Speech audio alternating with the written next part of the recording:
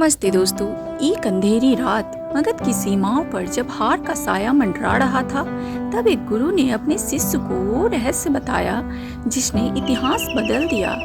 आज हम सिर्फ एक कहानी नहीं सुनेंगे, आज हम अपनी मानसिक शक्ति को जगाएंगे। चाणक्य की वो 5 गुप्त नीतियाँ जो एक साधारण मनुष्य को भी स्मार्ट बना सकती है। चंद्रगुप्त: गुरुदेव, दुश्मन की सेना हमसे 10 गुना बड़ी है, संसाधनों की कमी है, ऐसने में जीतना असंभव सा लग रहा है, क्या हम हार स्वीकार कर लें? चंद्रगुप्त: युद्ध मैदान में लड़ने से पहले मन में जीता जाता है। विजय उसकी नहीं होती जिसकी सेना बड़ी है, विजय उसकी होती है जिसकी बुद्धि अड़िग है। आज मैं तुम्हें एक ऐसी कहानी सुनाऊंगी और 5 ऐसी बातें बताऊंगी जिन्हें अगर तुम अपने भीतर उतार लो तो ब्रह्मांड की कोई भी शक्ति तुम्हें झुका नहीं पाएगी। बहुत समय पहले की बात है, एक अत्यंत शक्तिशाली योद्धा था जिसका नाम था सोमदत्त। सोमदत्त ने कई युद्ध जीते थे, उसे अपनी ताकत और अपनी तलवार पर बहुत घमंड था।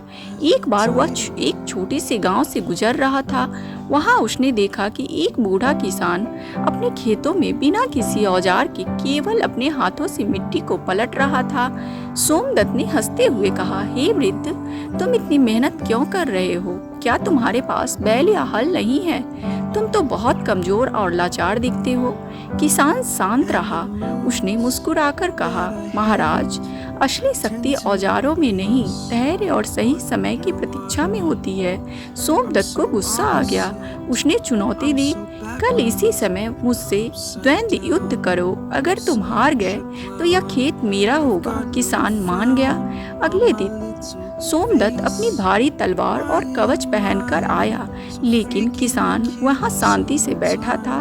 जैसे ही युद्ध शुरू हुआ, किसान ने सोमदत्त पर हमला नहीं किया, बस वह सोमदत्त के हमलों से बचता रहा। सोमदत्त भारी कवच की वजह से जल्दी ही थक गया। धूप तेज थी और पसीने से लथपथ सोमदत्त जब गिरने ही वाला था, किसान ने उसे बस हल्का सा धक्का दिया और सोमदत्त जमीन पर आ गिरा। चाणक्य का संदेश: सोमदत्त के पास बल था पर किसान के पास रणनीति और संयम था। चंद्रगुप्त, तुम भी सोमदत्त की तरह बाहर मत देखो, किसान की तरह अपने भीतर देखो। चाणक्य की 5 गुप्त बातें। पहला, अपनी बात को शून्य रखे। चाणक्य कहते हैं, जैसे सांप के दांत न हो तो भी उसे फुफकारना नहीं छोड़ना चाहिए, वैसे ही अपनी योजना को तब तक गुप्त रखे जब तक वह सफल न हो जाए। अगर आप सबको बता देंगे कि आप क्या करने वाले हैं तो लोग आपकी राह में कांटे बिछाएंगे। दूसरा, शत्रुओं की प्रशंसा करना सीखें। अपने दुश्मन से नफरत मत करो, क्योंकि नफरत आपकी बुद्धि को बांध कर देती है। अपने शत्रुओं के गुणों को देखो, उन्हें अपने भीतर उतारो। जब आप शत्रु को समझने लगते हैं तो आप उसे हराने की शक्ति पा लेते हैं। तीसरा, भय को पास न आने दे। चाणक्य के अनुसार जैसे ही भय आपके करीब आए, उस पर हमला कर उसे नष्ट कर दे। अगर आप उससे डरते रहेंगे तो आपकी परछाई भी आपको डराएगी।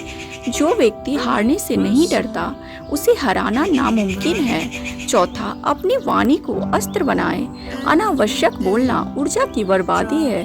उतना ही बोले जितना अनिवार्य हो।